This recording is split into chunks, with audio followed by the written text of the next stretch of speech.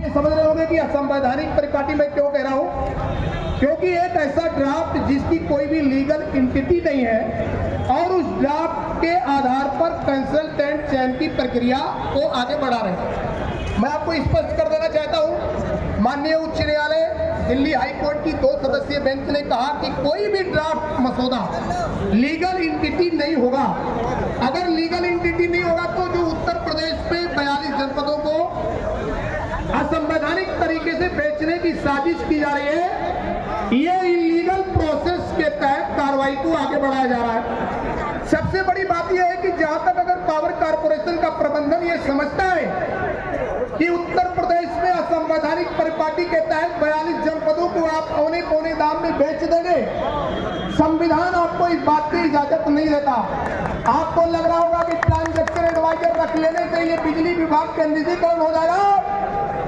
बिजली विभाग का निजीकरण नहीं हो जाएगा, केवल इनको लोगों को जो थोड़ा बहुत कहीं से अगर कहीं कोई भी लालसा होगा या इनका कोई फायदा हो रहा वो जरूर हो जाएगा। बिजली कंपनियों को बेचना या बिजली कंपनियों का निजीकरण करना विद्युत अधिनियम 2003 में जो संवैधानिक परिपाटी है उसके तहत ही आगे बढ़ा सकते हैं, लेकिन वर्तमान में जो भी संवैधानिक परिपाटी है उसका उल्लंघन करके आप आगे बढ़ रहे हैं। एक तरफ प्रदेश की बिजली कंपनियां जिनको दोनों को बेचने की बात कर रहे हैं आप, दक्षिणांचल और पूर्वांचल जब उनका वार्षिक राजस्व आवश्यकता 25-26 का आपने दाखिल कर दिया तो अप्रैल 2026 तक आप किसी भी बिजली कंपनी को बेच नहीं सकते। ये जो भी प्रैक्टिस आप कर रहे हैं ये केवल आपके मन का भ्रम है।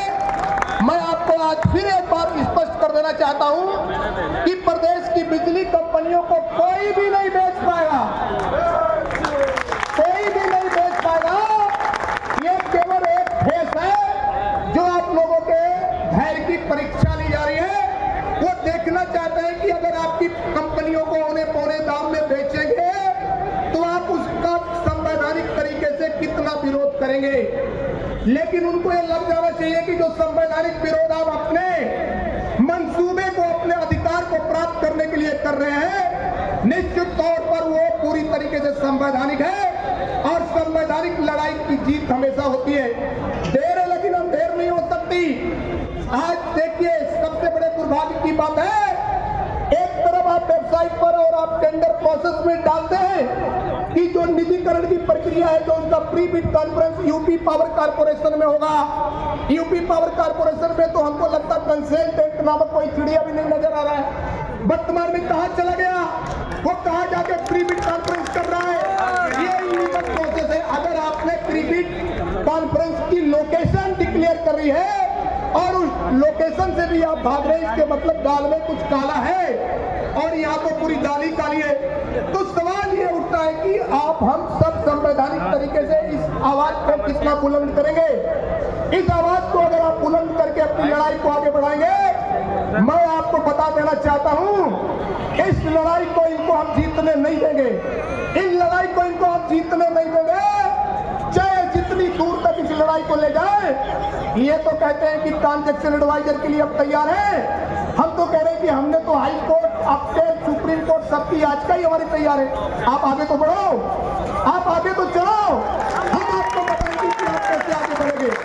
एक बात मैं स्पष्ट कर देना चाहता हूं, यहाँ पर हमारे सभी कार्मिक भी हैं और हमारे संविदा कार्मिक भी हैं। मैं आपको स्पष्ट कर देना चाहता हूं, आज उत्तर प्रदेश में 31,000 नियमित कार्मिक है तो लगभग 85,000 संविदा कार्मिक है और संविदा कार्मिक को भी समान काम समान वेतन मिलने का पूरा अधिकार है। और यहाँ पर मैं सभी अभियंताओं को ये बताना चाहूंगा जो टॉप मैनेजमेंट में अगर बैठेंगे, जब उनको मौका मिले तो संविदा कार्मिक अगर आपके साथ कंधे से कंधा मिला के चल रहा है, उसके अधिकारों को लड़ने के लिए, उनके कागज को आगे बढ़ाने के लिए आपको भी कोई उनके लिए आप एहसान नहीं करोगे, आप उनका संवैधानिक हक उनको दोगे। अगर ये नीति आपकी बन जाएगी, अगर इस प्रकार की आपकी नीति बन जाएगी तो निश्चित तौर पर ये लड़ाई आप जीत लोगे।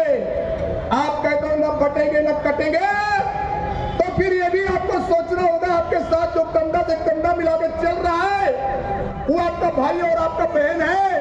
अगर आज वो बेचारा संविदा कार्मिक कम वेतन में काम कर रहा है उसको हमको आपको अपने कंधे से कंधा मिला के लेकर चलना पड़ेगा और हमारी जीत के साथ उसकी भी जीत हमको आपको सुनिश्चित करना पड़ेगा।